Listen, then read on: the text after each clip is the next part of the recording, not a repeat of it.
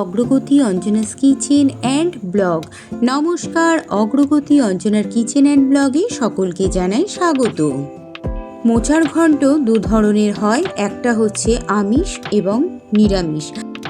আমিষের মধ্যে মোচা চিংড়ি অথবা মোচা চিংড়ির ঘন্ট নামে পরিচিত, এটাই সাধারণভাবে আমরা তৈরি করে খেয়ে থাকি। মোচা চিংড়ির ঘন্ট অলরেডি আমার চ্যানেলেতে ছাড়া রয়েছে মোচা চিংড়ি ঘন্টের ভিডিওটি।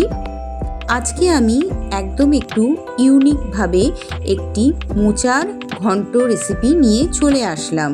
রুই মাছের মুড়োর অংশটা দিয়ে মোচার ঘন্ট তৈরি করেছিলাম, আর তারই ভিডিওটিকে নিয়ে আমি চলে আসলাম। এই মোচার ঘন্ট রেসিপিটি তৈরি করতে আমি এখানে একটি গোটা মোচা নিয়েছিলাম। মোচাটা দেখুন কতটা সুন্দর, টাটকা ও সতেজ। এই মোচাটি একটি বাড়ির মোচা, একজন আমাদেরকে খেতে দিয়েছিল। আর এই মোচার ঘন্টের জন্য আমি মোচাটাকে প্রথমে কুচিয়ে নিয়েছিলাম এইভাবে। আর মোচার ঘন্টে যেহেতু মাছের মুড়ো দিয়ে তৈরি করা হবে, তার জন্য রুই মাছের একটি গোটা মুড়ো মাঝখান থেকে চিড়ে আমি নিয়েছিলাম। এবার গ্যাসের ওভেনে আমি একটি কড়াই চাপিয়ে তার মধ্যে কাঁচা সর্ষের তেল ঢেলে গরম করে নিয়েছিলাম। এরপর নুন এবং হলুদ মাখিয়ে রাখা মাছের মুড়োগুলোকে ওই গরম তেলের মধ্যে ছেড়ে নেড়ে চেড়ে ভেজে তুলে নিয়েছিলাম।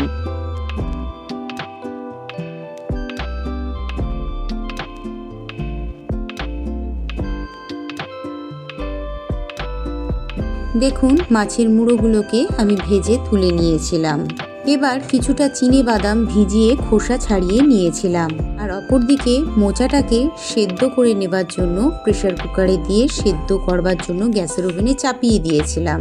মোচার ঘন্টে দেবার জন্য একটি বড় সাইজের আলুকে এভাবে ডুমো ডুমো করে কেটে নিয়েছিলাম। মোচার ঘন্টের মশলার জন্য এখানে 1 টেবিল স্পুন গোটা জিরে, সামান্য পরিমাণে আদা, 5-6 কোয়া রসুন, 2টো শুকনো লঙ্কা ও একটা বড় সাইজের পেঁয়াজ নিয়েছিলাম। ফোড়নের জন্য গোটা গরম মশলা নিয়েছিলাম আর একটি তেজপাতা নিয়েছিলাম। দেখুন প্রেসার কুকারে দিয়ে মোচাটাকে কিন্তু আমার সেদ্ধ করে নেওয়া হয়ে গেছে। এবার আমি জল ঝরিয়ে নেব। এবার গ্যাসের ওভেনে একটি কড়াই চাপিয়ে নিয়েছিলাম, তার মধ্যে পরিমাণ মতন কাঁচা সর্ষের তেল ঢেলে দিয়ে তেলটিকে গরম করে নিয়েছিলাম এবং ওই গরম তেলের মধ্যে কুচিয়ে রাখা পেঁয়াজগুলোকে ছেড়ে দিয়েছিলাম। পেঁয়াজগুলোকে হালকা নেড়ে চেড়ে ভেজে নেবার পর ওর মধ্যে ছাড়িয়ে রাখা চিনে বাদামগুলোকে ঢেলে দিয়েছিলাম।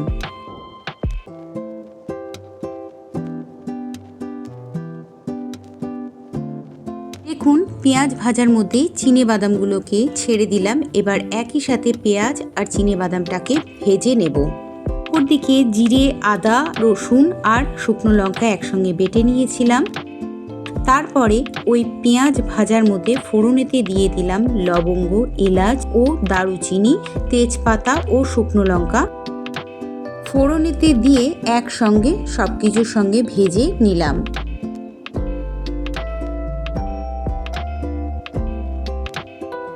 এবার ভেজে নেওয়া মাছের মুড়োটিকে কড়াইতে থাকা ভাজা মশলার মধ্যে আমি দিয়ে দিলাম।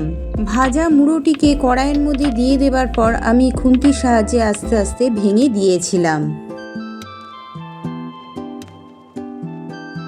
এবার কড়াইয়ের মধ্যে বেটে রাখা মশলাটিকে দিয়ে দিলাম।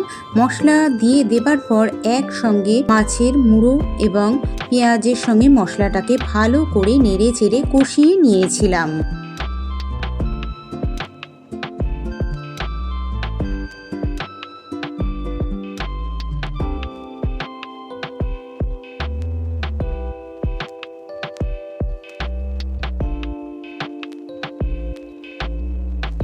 ভালো করে কষিয়ে নেবার পর এর মধ্যে 1 টেবিল স্পুন গুঁড়ো হলুদ এবং 1 টেবিল স্পুন লবণ দিয়ে ভালো করে মশলার সাথে কষিয়ে নিয়েছিলাম।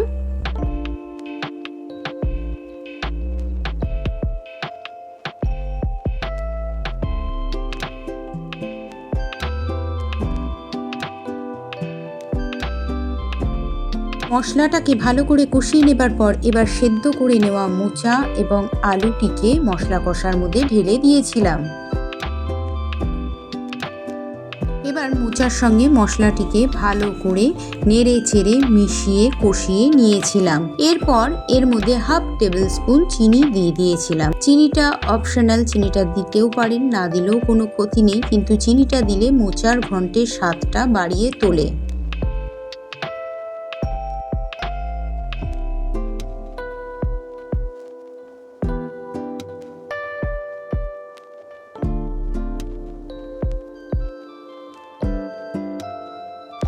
মিনিট 10 সময় ধরে মোচাটাকে কষিয়ে নেবার পর এবার মশলা বাটা জলটিকে মোচার ঘন্টের মধ্যে আমি ঢেলে দিয়েছিলাম।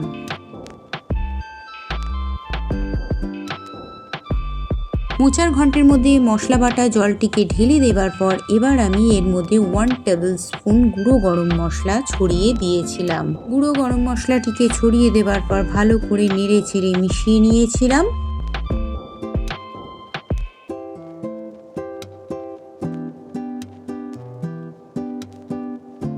এবার আমি বড় চামচের 1 চামচের পরিমাণ গাওয়া ঘি নিয়েছিলাম, খুন্তিতে ঢেলে তারপর সেই ঘিটাকে কড়াইয়ের মোচার ঘন্টের সঙ্গে মিশিয়ে নিয়েছিলাম। ঘিটাকে মোচার ঘন্টের সঙ্গে মিশিয়ে নেবার পর এবার আমি একটি ঢাকা চাপা দিয়েছিলাম। ঢাকা চাপাটা দিয়ে আমি মিনিট 10 মতন ফুটিয়ে নেবার পর ঢাকাটিকে কড়াই থেকে খুলে নিয়েছিলাম।